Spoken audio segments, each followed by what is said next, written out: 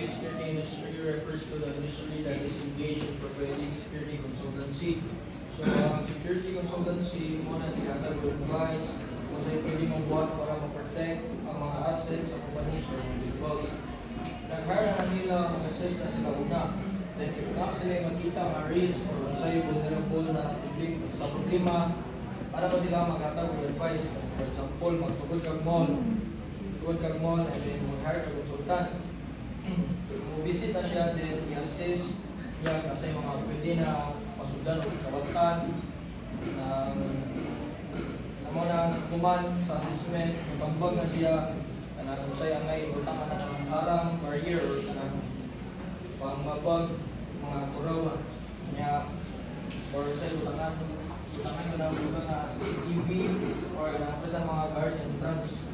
So, security management. So, security management po yung planning, organizing, o kanang supervising. Example, tayo ka ng sa mall yapon or sa summer workplace. Ang security manager mo yung pagkagamag duties schedule sa mga guards, mo na yung pag-planning. Kaya sa pag-assign kung asa sila ng pwesto, mo na yung organizing niya, mag-monitor sa tarong ba ng trabaho, mo na yung supervising. Sunod, administration. So, kanang security administration, mo na yung mga office works.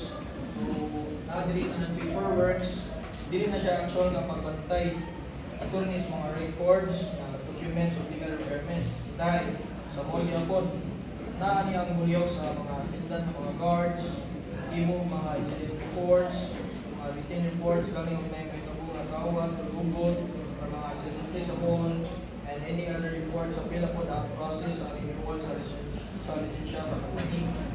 Kaya, security operation, mo na niyang magbantay o mag-responding sa mga pagliyog na mismo.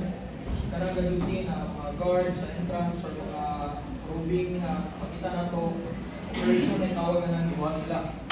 So, kaning private or company watchman or guarding services, na security operation mo i-process or pagtrabaho, kaning mga company watchman or guards nag-refer sa mga tao na nagtrabaho or nagbuhat sa operation.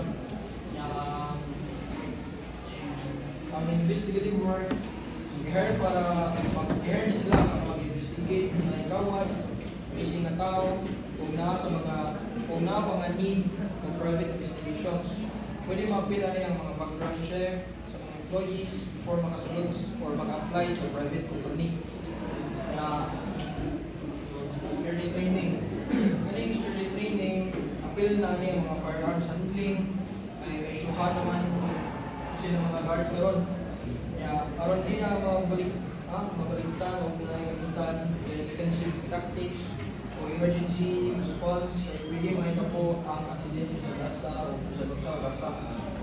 Kaning kainan security, panimuha na sila o drugs o bombs, pwede sa tinagdalon, control o guarding, sa mga holders, magkailan sila. Example, kahit unfamiliar na tao, sulod sa usang property sa inyong company without permission, so maka-recognize kayo ang kinay na nag-interview.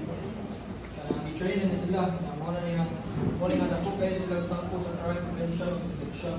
Susunod kayo ni armored vehicle and security services. So, ano siya, transportation. Aron nadalaw sa valuable na utang from one place to another. Deliver ka ng sa utang, valuable na utang from one place to another safety. Kaya, kita na gano'n niya, example, armored vehicles, pirmi nga ng parts sa bangko, bulletproof vehicles na sila.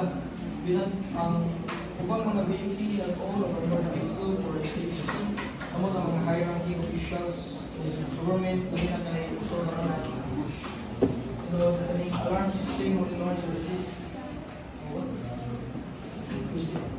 Ano yung monitor sa alarms? So once na yung alarm na ma-trigger, na specific security group, which is sila na maoy mo respond. Hindi lang para pauman ng alarm, pero sila yung mag-notify sa property owner, magpadala para sila security personnel sa lugar, mag-assign alarm, na-trigger or sila ang pupunta sa authorities o sa kapulisan. Maring closed circuit television suppliers, mga CCTVs. Ang CCTV suppliers, pwede sila install sa camera, depende kung asa ipatawag sa client. Pero, common dun sa mga entrances, always in parking lots, para monitor ang mga visitors, ang mga visitor activities and prevent theft. Tungkol kay security hardware providers.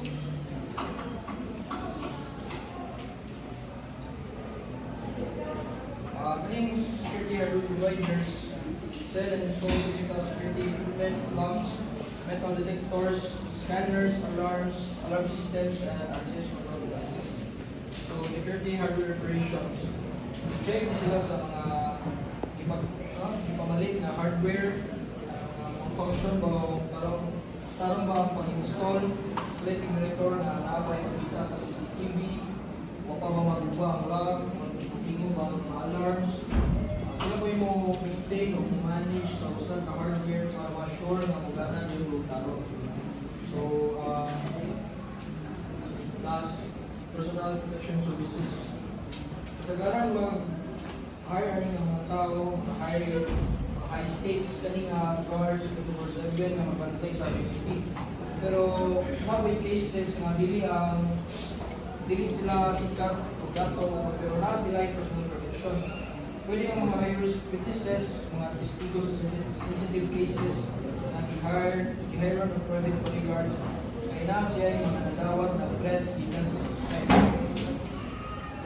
So, bisan kung sa mga form of personal protection basta kay private agency, dili PSG or PNP, sakop nila sa RA 11917, pero ang duties nila